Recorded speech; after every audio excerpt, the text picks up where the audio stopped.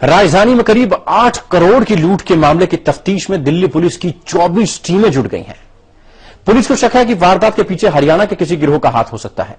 तफ्तीश के लिए पुलिस की टीम हरियाणा भी गई, लेकिन कुछ भी ठोस हाथ नहीं लग सका। पुलिस मामले में इनसाइडर रोल से भी इनकार नहीं कर रही।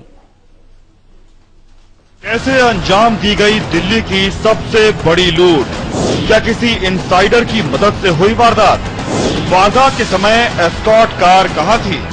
क्या कोई पेशेवर गिरोह है वारदात के पीछे? पुलिस को हरियाणा के गैंगस्टर पर है शक। पुलिस के सामने हैं अब भी कई सवाल, एक लूट और दर्जनों सवाल। जी हां, कुछ यही स्थिति है दिल्ली पुलिस की।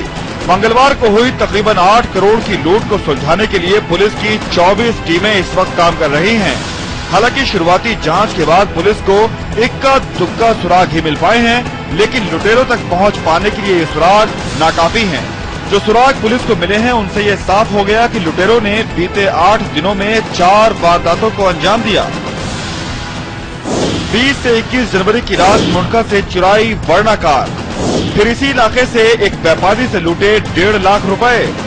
इसके बाद जहांगीरपुरी से लूटी वैगन आर कार और फिर अंजाम दिया सबसे बड़ी इस लूट को।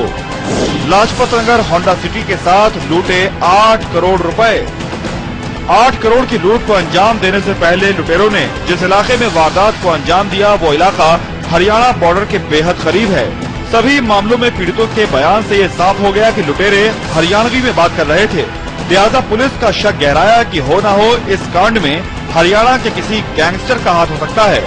पुलिस को ये भी शक है कि लुटेरों का किंगपिन कहीं रोहतक जेल में बंद तो नहीं। हालांकि ये गैंगस्टर कौन है, फिलहाल पुलिस उसके नाम का खुलासा नहीं कर रही है।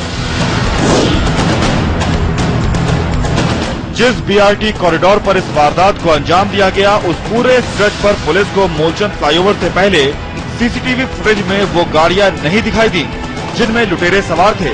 हालांकि मूलचंद क्रॉसिंग के बाद पुलिस 7-8 सीसीटीवी कैमरों के जरिए रिकॉर्ड की गई फुटेज में लुटेरे कार में दिखाई तो दिए, लेकिन उनकी तस्वीर साफ नहीं, जिसकी वजह से लुटेरों की शिनाख्त कर पाना बेहद मुश्किल हो गया है। पुलिस के सामने सबसे अहम सवाल ये है कि जिस वक्त वारदात को अंजाम दिया गया उस वक्त कालरा की दूसरी I-20 कार जो कालकाजी से निकलने से पहले उनके एस्कॉर्ट के साथ थी, जिसमें गनर भी सवार था, वो कार अचानक कहां रह गई? सूत्रों की माने जब इस वारदात को अंजाम दिया गया उससे ऐन पहले I-20 कार पीछे कहीं रह गई, जो लूट के कुछ देर बाद ही उन तक पहुंच पाई। आखिर पीछे कैसे रह गई I-20 कार? कहीं इसके पीछे कोई पेंच तो नहीं? पुलिस इस एंगल की भी पड़ताल कर रही है।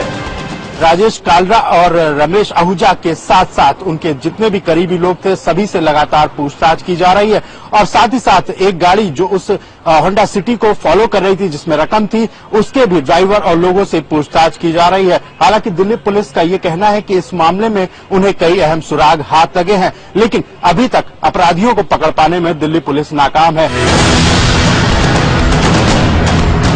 पुलिस को सबसे ज्यादा ये बात परेशान कर रही है कि जिस वक्त लुटेरों ने लूट को अंजाम दिया ठीक उसी वक्त उनकी एस्कॉर्ट कार उनके साथ नहीं है। इस बात की सटीक जानकारी उन्हें कैसे मिली? क्या कार में मौजूद कोई इनसाइडर ही लुटेरों का खबरी तो नहीं था? इस बारे में पुलिस न सिर्फ दोनों कार में सवार लोगों से पूछताछ कर रही है, बल्कि कालरा और आहूजा के भी स्टाफ से लगातार पूछताछ की जा रही है। लूट के लिए 2 से ज्यादा कार हुई इस्तेमाल। पुलिस के मुताबिक जिस तरह लूट को अंजाम देने के कुछ देर बाद लुटेरों ने लूटी गई कार के अलावा वर्णा कार को भी लावारिस हालत में अलग अलग लोकेशंस पर ठिकाने लगा दिया, उससे ये साफ है कि वारदात के बाद उनकी मदद के लिए मौके पर 2 से ज्यादा कारें रही होंगी। हालांकि इन कारों की संख्या कितनी है इस बारे में पुख्ता तौर पर कुछ भी नहीं बोल रही है पुलिस। वारदात को 24 घंटे से भी ज्यादा का वक्त बीत चुका है। पुलिस ने बरामद तीनों कारों से फिंगरप्रिंट भी हासिल कर लिए हैं, लेकिन अब तक वो लुटेरों तक पहुंचना तो दूर, उनकी पहचान भी नहीं कर पाई है। राजधानी दिल्ली में हुए लूट की सबसे बड़ी वारदात में फिलहाल पुलिस के हाथ खाली हैं, लेकिन इस लूट के मामले से जुड़े कई पहलुओं ने पुलिस को भी चक्कर में डाल के रख दिया है।